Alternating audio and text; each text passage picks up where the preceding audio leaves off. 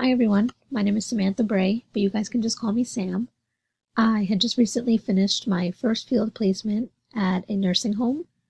Um, there, I worked closely with the social workers there, and I kind of assisted them in their day to day schedule. I met with a lot of residents and their families when we finally opened back up, and um, it was great getting to these residents they were like my family now.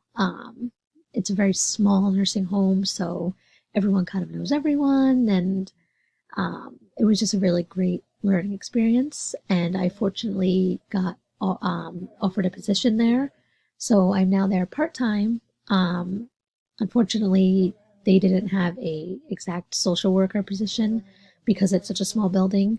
But I'm now working with recreation, with also social work if I'm needed.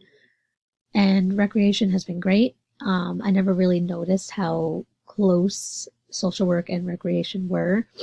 Rec kind of handles all the family visitation and phone calls and FaceTime. So even with rec, I'm working really closely with the residents and their families. My full time job, I am an ABA therapist, so I work with kids with autism. And even with that job, I work very closely with families. We come up with treatment plans together and goals, and they talk to me about things that I think needs to be worked on, and we kind of collaborate together. But other than that, I don't have much clinical work with families, so I am excited to learn more about that. Um, Getting into my family structure, I come from a small family. It's just four of us, my parents, me, and my brother. My brother is 30, but he is disabled. So he's kind of stuck at the age of 13. He's very immature. He's very funny, but he's like a little boy. Growing up, I grew up very fast because of this.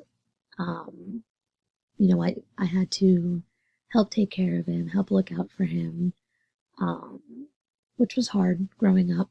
None of my friends had to do that, and it was stressful for me when, I couldn't go out with my friends because I needed to watch my brother. Um, and my parents were very strict growing up. They saw me as their everything.